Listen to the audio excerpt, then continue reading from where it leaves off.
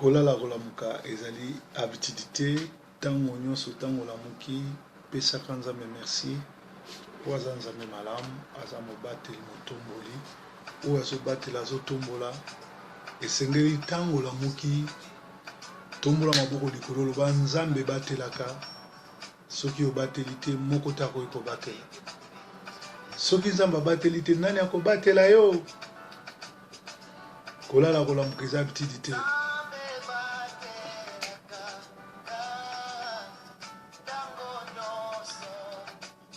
bien-aimé soki nzambe abateli te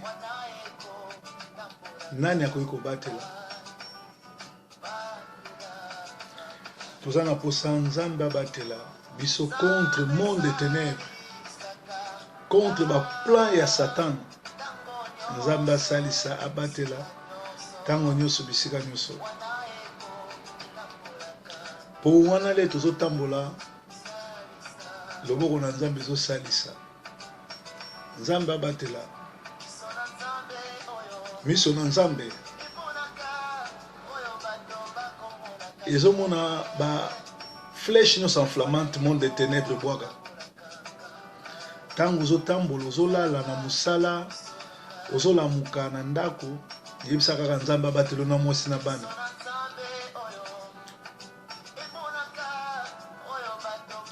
makambo miso na nzambe emonaka yo okoki komona yango te oyebi te nini ekosama na bomoi na yo tika nzambe azalaka liboso na biso ntango nyonso ozotambola soki abateli te nani akobatela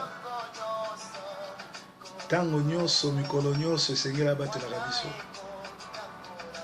wana ekotambola biso tokozala na sécurité po baange alola bazobatela biso nzambe asalisa biso tozala na connaissance bozangi koyeba ezali liwa monene eza liwa moke te liwa ya ndambo te nzambe asalisa biso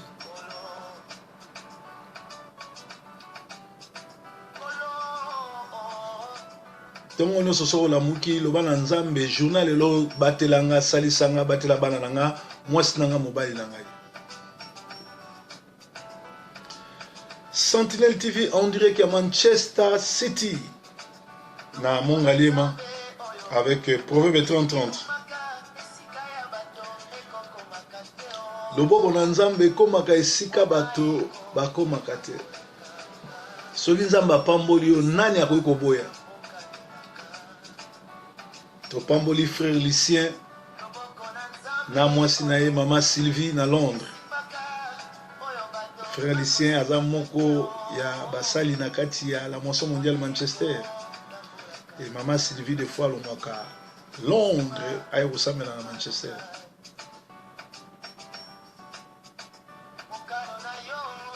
mokano na nzambe eza likolo ya bandoki nyonso ya bato ya mitema mabe ya bakadi ya pemba ya bato nyonso batelemelaka destine na biso tika ete nzambe akokisa mokano na ye mpona biso na mwa ame oyo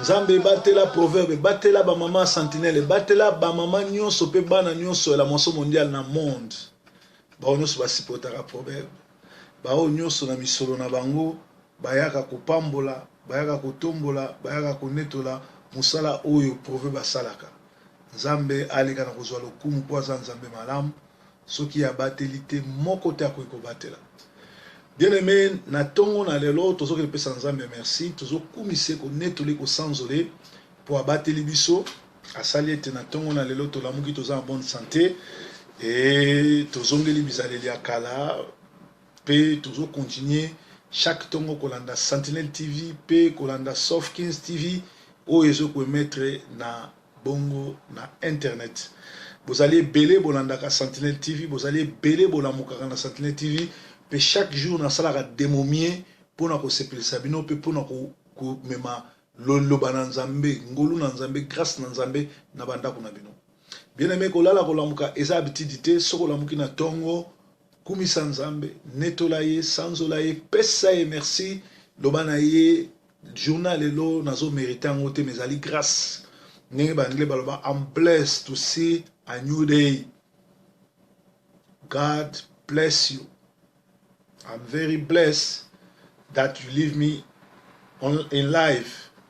Nazali vraiment kopambola mandenge otikinga na bomoy parce que mingi bakundi bango, mingi bazana bopito, mingi bazoleka na mikakatano, mais yo obateli biso. Nzambe zwa lokumu netolama kolala kolamukeza bitidite sokola mukina tongo pe sanzambe merci. Nzambo yo nzambe malamu, nzambo yo nzambe malamu, nzambo yo nzambe malamu, nzambo yo nzambe malamu. Soki tosengi akopesa ye, soki tosengi akopesa, soki tosengi akopesa, soki tosengi akopesa. Nzambe na tutela katolo, oyo na tutela katolo, oyo na tutela katolo, pona yebi akosala. Nzambe kitanga na mona ye, Yesu kitanga na mona, Yesu kitanga na mona, banguna nanga bayoka soni. Nzambo yo nzambe monene, nzambo yo nzambe monene, nzambo yo nzambe monene, nzambo yo na tia elikia. Soki na sengi akoyoka ye, soki to sengi akoyoka, soki to sengi akoyoka, soki to sengi akoyoka. Nzambe lo banga na mona, nzambe lo banga na mona, nzambe yo zana na mona, nzambe yo lo ba. Soki nzambe alobi okomona changement. Tikete tongo na lelo ezala tongo alipamboli, tongo na lelo ezala tongo na succès. Esika nyonso boko kende ba o bakoko luka musala bazwa misala, ba oyo bakende no hôpital, nzambe atia loboko bobika po za Rafa. Ba oyo bakei bongo samba na dossier nyonso ya immigration ya wapi ya famille ya nini, nzambe apesa victoire. Ba oyo bazoluka misala, nzambe apesa ba misala. Ba oyo bazoluka église ya kitoko, ba pasteur ya solo babanga nzambe, nzambe afongola bino miso atalisa bino esika nini na kosambela. Ba oyo bakendaka esika ya banchor ya bandoki lokola ba mama olangi ba walesa ba sorte ya bato wana nyonso tu nzambe asonga bino bofongwama miso bolanda bato na misala mabete. Alors, na exhortation na biso alelo, tozoki na Osée 4:6, ezoloba, mon peuple périt parce qu'il manque la connaissance. Puisque tu as rejeté la connaissance, je te rejetterai de mon sacerdoce. Comme tu as oublié la loi de ton Dieu, moi de même j'oublierai tes fils. Plus ils se sont multipliés, plus ils ont péché contre moi. Je changerai leur gloire en ignominie. Ils se repaiseraient du péché de mon peuple. Et l'incitant à commettre la même faute qu'eux, il en sera du sacrificateur comme du peuple. J'interviendrai contre lui à cause de sa conduite. Je lui rendrai selon ses œuvres. Amen. Osée azoloba, mon peuple périt par manque de connaissance. Bible azoloba, dans la foi, avec la foi, dans la foi, ajoutons la connaissance. Kosambe les amalam, koluka molimo les amalam, mais balobi na katia makamwa nzambe, dans la foi, ajoutez la connaissance. Awa Osée nzamba azoba na Osée alobi, mon peuple périt parce qu'il lui manque la connaissance. Puisque tu as rejeté la connaissance, je te rejetterai de mon sacerdoce. Si tu rejettes la connaissance, Nzambe a rejeté na sacerdoce naï. Alors, ceux qui ont connaissance, c'est-à-dire au commun ignorance. La Bible le dit, peuple Nzambe azali kokufa pa manque de nini, manque de connaissance. C'est-à-dire ceux qui ont connaissance, au commun ignorant. Yango moninga nazo enseigner bino connaissance po elongola bino na ignorance. Ignorance c'est bomaka, connaissance c'est pesaka vie. Le peuple périt par manque de connaissance. Aux un pays à opportunité olongwa kin oya koluka okoma olie oluka o se qualifier olie okende classe o se distinguer lokolo zangi connaissance okoma ignorant okomi no garde corps ya mutu pe koluka lokola yo okomi no fanatique ya mutu ya koluka lokola yo yazo salate yo koma okendo salo la mungina tongo oya kotikele dim oya kotikele mbongo oyo somele sapato somele ni kotika dim ezali biblique naza contre mutu apesa dimité naza contre mutu apambola mosali na nzambe te mais mutu akomi so fanatique na yete mutu akomi so ignorante mutu akanga yo na boloko nete c'est-à-dire nangonga oyo satana bimisi basali na ye so omoni mutu azo bakopesa dimité so omoni mutu azo bakokena baptême te azali serviteur ya Satan aza na nzambe te azwa na fausse doctrine tokoyeba basali na nzambe na solo na doctrine na bango na mateya na bango alors mutu nyonso azotelemela dîme mutu nyonso to azotelemela baptême mutu nyonso to azotelemela le saint sacerdoce azali serviteur ya diable ata azoloba kitoko ata azoloba baprophétie ezosimba azali ya biso te aza sataniste. Alléluia. Alléluia. Oza na mboko opportunité bato ebele banyokwami mpo lelo bakoma esika bazali na mboka yo ozali ezaki nguba nalipa te mpo komango lelo koma Canada lelo koma na Angleterre oza na Espagne na France na Belgique na Hollande na États-Unis ozali na Japon ozali na Chine ozali na Afrique du Sud na Tunisie na Cameroun na Nigeria na Niger na Maroc na Turquie na Germany ozali na Portugal ozali na Finlande na Danemark ezali hasard te onyokwami mpo koma kuna nzamba permettre yo koma okomi na mboko opportunité kota classe okomi revers luka musala okoma kolala na l'église bien aimé Yesu ayaki ko former ba fainéant te Yesu ayaki ko former ba travailleurs Jésus lui-même s'est levé chaque jour na 5 heures pour que nous sambela et il travaillait azalaki ko kende na ville côté à San Malam balobi l'ouvrier mérite son salaire mais comment yo oyo olobi oza na molimo oza mwana na nzambe okoma abruti l'église elobi nini alobi awa alobi plus ils se sont multipliés plus ils ont péché contre moi plus l'église a ezokoma munene plus bazo péché contre Jésus plus bas bimi libanda doctrine plus ba biba tchebat na embrouillement plus ba kaboli ba famille plus ba envoûté batu mon peuple périt par manque de connaissance donc soko zangi connaissance nde na kaka o kozanga koyeba eza liwa nda non kozanga koyeba eza liwa ya munene ya mobimba ya kotelema the door is open. Hallelujah. Hallelujah. Kozanga koyeba ezali wa ya munene. Manque ya connaissance ezali manque makambo nyonso.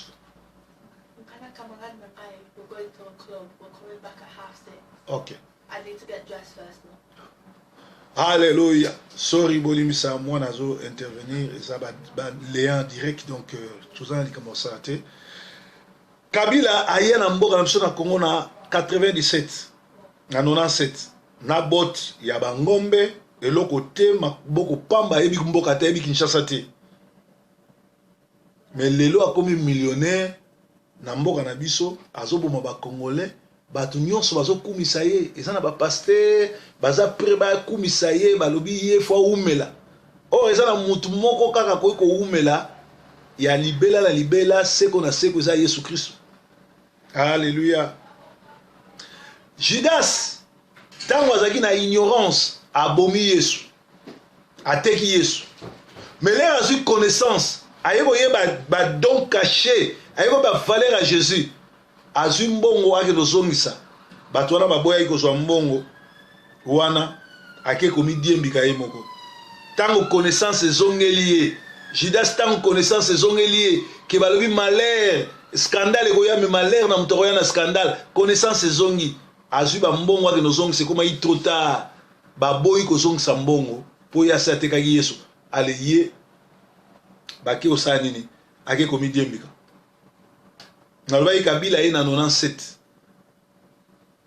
na 97 bato ebele bazalaki deja baza na batana ba $1000 na poche ye azalaka nango te mais aye lelo azoboma bato chaque jour na Congo bazokata bato na est kuna bazoboma bato bazosala bato mabe mais eza na bato baza ba incivique bazoba ye bango président na bango ye wana mutu akomi millionnaire na misu na bino azoboma ba congolais azosala makambo nyonso to mabe bino bozokumisa ye manque ya connaissance boza na connaissance te soko olamuki na ntongo kota na YouTube kota na ba news kota na nini tanga ba information yeba makambo nyonso ezoleka na mokili kotikala kaka kozala spirituel te Alléluia kozala kaka spirituel te kozanga koyeba eza liwa ndambu te mais eza liwa munene yango babi peuple de Dieu akokufa po azangi connaissance.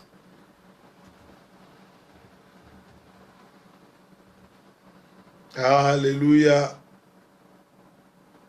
Alléluia. Ezali mawa mingi ko salela nzambe sans connaissance.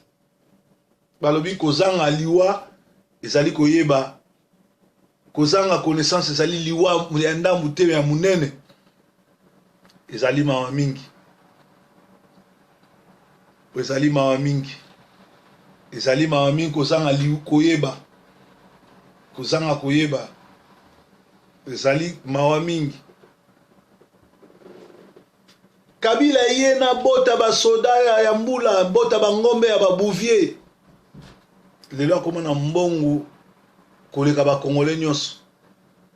Et bat nyonso to bazolanda ye ba ye rais na bango, ye président na bango.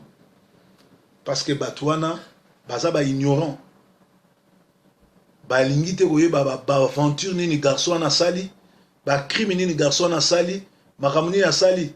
Ya moni proverbe bazoya kote ya bino po alongola bino ignorance. Afongola bino miso. Parce que soza na molili okota lola te. Soza na molili okota lola te.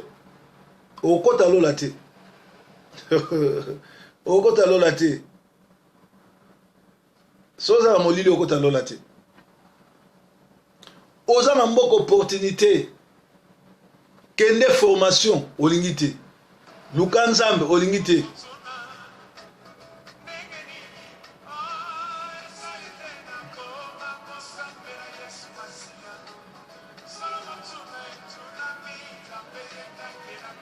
Nzamba kela biso poto lukelongi na ye, poto salela ye, poto gumba mela ye, poto yembela ye.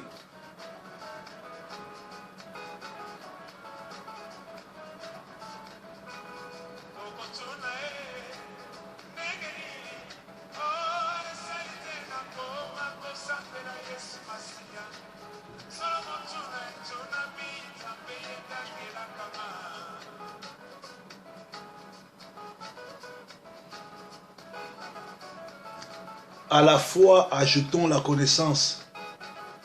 Parce que la Bible lobby, mon peuple périt par manque de connaissance.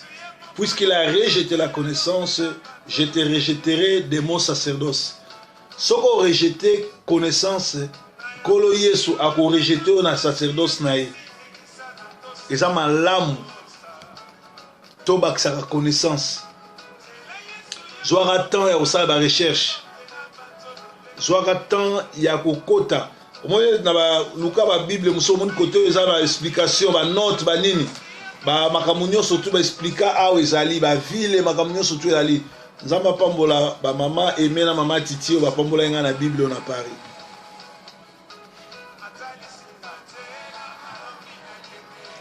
kozala na ignorance et bomaka connaissance peut sa ravie manque de connaissance ezotindika mutu atikala abruti ezotikala mutu azala sijeti ezotikala mutu azala na esclavagisme. Alléluia.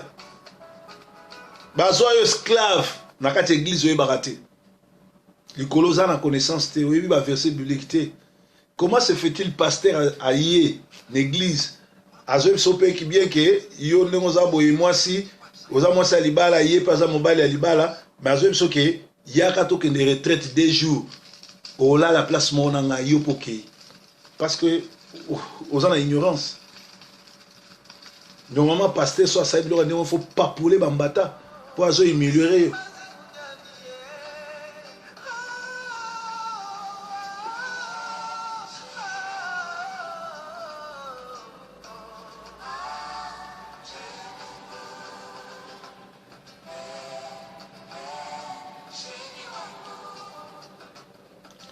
Jean-René Baleketa dans Chine yango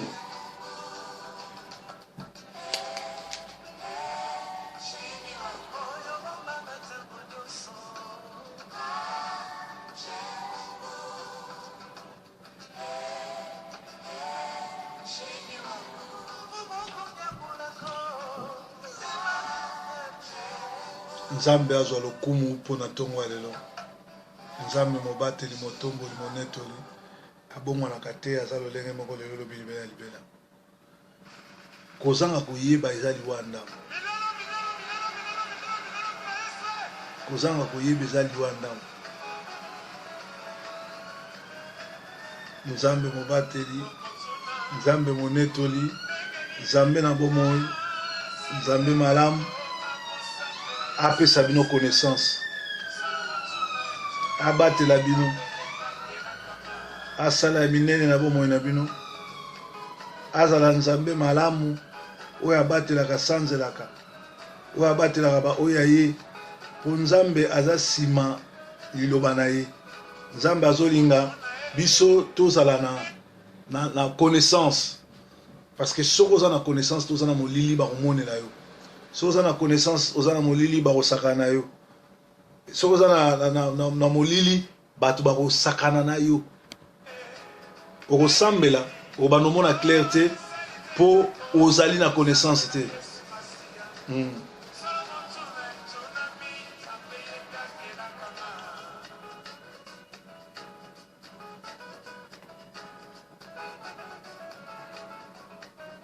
Bien aimé, na foi ajoutons la connaissance. Mutu moko te akozwa proa na ye. Mutu moko te akosakana na yo. Mutu moko te akokomisa omona mosala na ye to akokomisa okatiere na ye to garde corps na ye. Mosali na Nzambe solo azaka protéger na ba ange et non na ba katiere et non na ba homme ya makasi. Alors lokola yo ozangi connaissance oza na kati ya ignorance yango moni bazopakola yo biloko na biloko bazotindela biloko na bakoli moyen na mbongo olo yamba Yesu yo koyamba mutu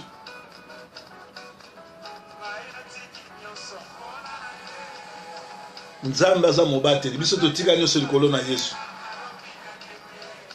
Comment se fait-il que mutu a une église mais aza na connaissance te na ese bino bien que Kabila ya na 97 neloko te lelo akomi millionnaire ba obenge rais batu tu bayebi ki aza ne congolais te batu tu bayebi ki azaki neloko te mais lelo batu tu bazokumisa ye akomi koboma batu moko na moko akopesa mbongo yango eza mbongo ya Congo apesi yo sima lobi atieli poison. Judas sans révélation na ignorance akoteka Yesu lebo moto ezongi le mayele ezongi le rayo comprendre que scandale goya mais mutu akomema scandale ozala modi alobi azongisa mbongo bayuda baboyaki kozongisa mbongo bien aimé révélation nini oza nango esika okendaka révélation nini oza nango na kombo ya Yesu Kristo révélation nini oza nango na ngongo tozali tango ozotanga Bible basini nini ozomona leo ozosola na Nzambe lolaka nini ozoyoka otika nini po landa Yesu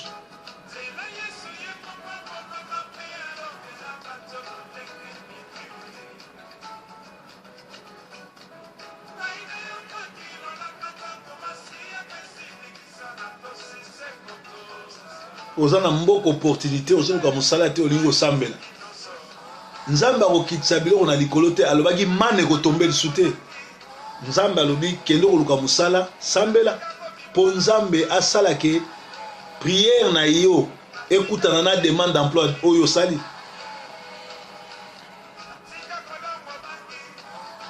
otika nini mpona kolanda Yesu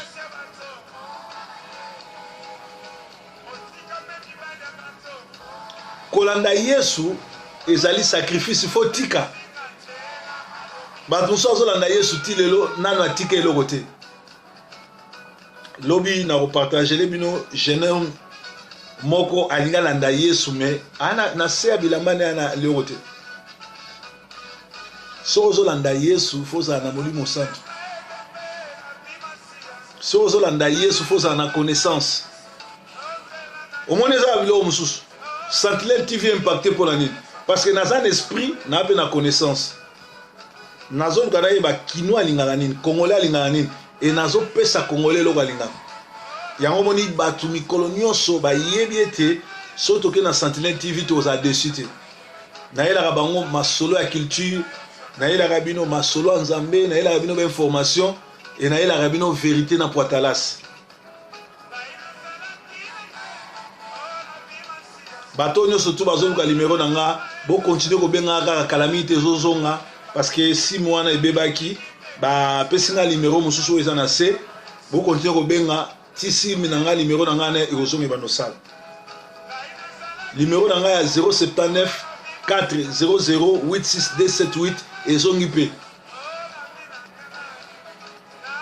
donc soko olingi obenga nga na T-Mobile na 079 400 86278 ozwanga pe mais na WhatsApp pe na Viber ezali kaka na 0044 74 240 23 933 ezoleka Yesu aza malamu otika nini mpo landa Yesu bato baza na ignorance bozangi enseignement proverbe azoya koenseigner bino mpo akolisa bino bongo afongola bino bongo bo banda comprendre boyeba nani aza lokuta nani aza na Yesu mpo na nini soko oyebi yango te oko risquer okende na église lokola touriste mokolo ya suka ose retrouver na lola et pourtant otiki kindumba otiki miyibi otiki nyonso me mokolo ya suka ose retrouver na prison yango eza nini lifelo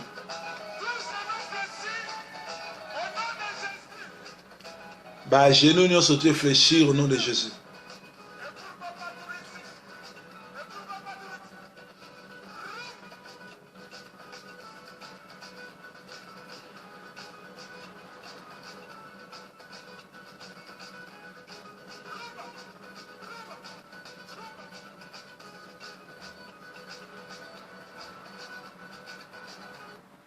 Nzambe asala ndenge na ye pour comprendre que kolongolongwaki na ndako oye l'église oye te po babomba yo oye te po bazipa yo elamba na miso moye pozwa connaissance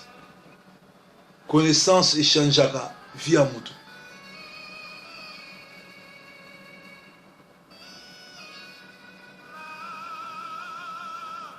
lelo bato ebele bamibengi bapaster baévangéliste baapôtre baprophète nzambe ayebi bango te baa baventurier balou bakoti na nio mais soki oza na connaissance te oza na ignorance bakosaka na yo totanga na acte des apôtres ozoloba nini acte des apôtres ozoloba likambo wana alobi baye baza na kanda acte 20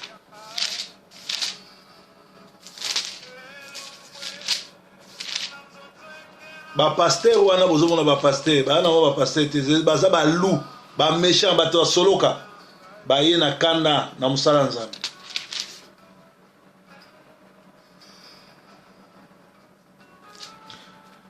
Actes des apôtres 20, 28 dans la Bible. Prenez donc garde à vous-même et à tous les troupeaux au sein duquel le Saint-Esprit vous a établi évêque pour faire paître l'église de Dieu qu'il s'est acquise par son propre sang. Je sais que parmi vous, après mon départ, s'introduiront des loups redoutables qui n'épargneront pas les troupeaux. Et que du milieu de vous s'élèveront des hommes qui prononceront des paroles perverses pour entraîner les disciples auprès d'eux. Pour nous ambassadeurs ndenge na ye, faut yozala na connaissance pour okima groupe abato. Ba lui bazali ba agneau te me bazali bana balu s'introduire na kati ya bergerie lokola bagneau et baye po basala ba disciple bolanda bango basi babunga bango baponi lifelo balingi bokende ensemble.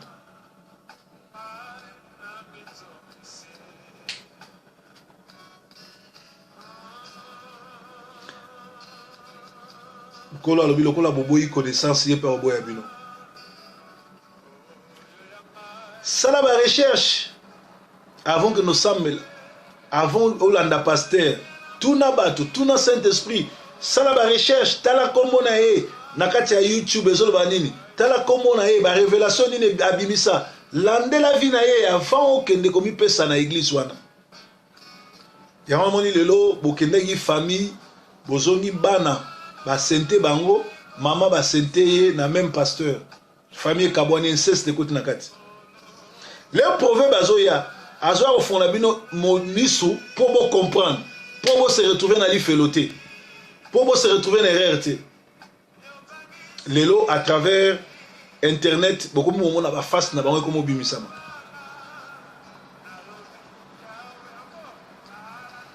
yawe asala ndenge na ye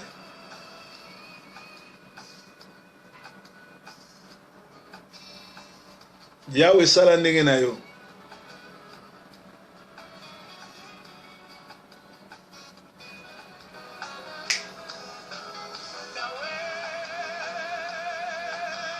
sala ndenge na yo sala ndenge na yo sala ndenge na yo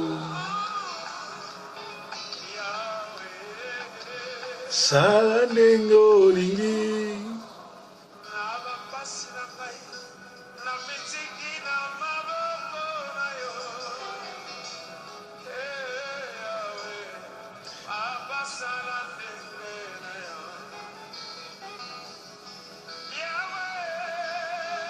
sala ndenge na yo sala ndenge na yo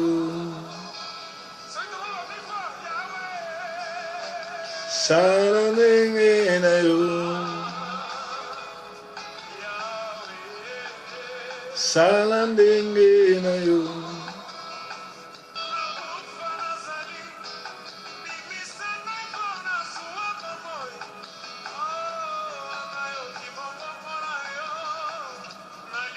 kolala kolamuka eza bitili te journal lelo ezala journée moko béni bisika nyonso bokokende nzambe akutana na bino apesa bino baposa na bino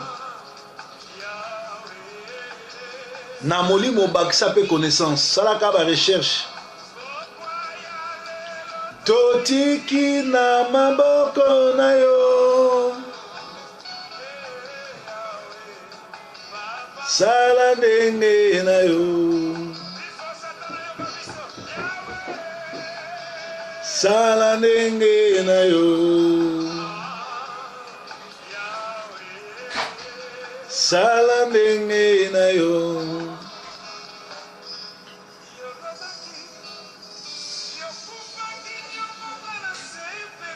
afutaki nyongo mpo nga na yo tosepela na ye na mikumba na ngai ya solo soko ye na mikumba no epa nzambe obandi kosalela ye ya kopesa repos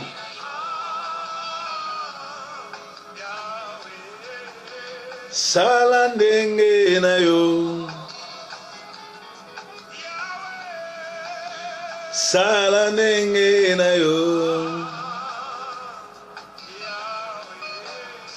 sala ndenge na yo yawe sala ndenge na yo banda koyebisa na nzambe asala ndenge na ye journal lelo asala makambo nyonso toza nango ndenge okobima nzambe asala atambola na yo nzambe aza mobateli motomboli nzambe moko te anetolaka asalelaka lokola ye nzambe malamu azali nzambe mobateli azali nzambe malamu azali mwana na mpate azali oyo abatelaka tombolaka vraiment bozalaki bongo on dirait qu'il y a Sentinelle TV avec Proverbe na émission na biso ya chaque tongo tolobaka petit déjeuner kolala kolamuka ezali utilité nzambe nanga aleka na kobatela moko na moko nzambe nanga a visiter bino journal lelo nyonso bokosala simba tolobi na connaissance na foi bakisa connaissance kozala ignorance ezali kufa kozala ignorance bakokomisa esclave kozala ignorance bakoganye opoke na lifelo kozala ignorance okoma esclave ya pasteur et pourtant oyaki koluka oyaki nanu koluka mosala koluka nzambe kopambola famille na yo pe kopambola mosala nzambe mais ozali esclave ya muungu na nzambe te to ya soi-disant prophète moko te to pasteur moko te to évangéliste ou apôtre docteur pe lokola merci.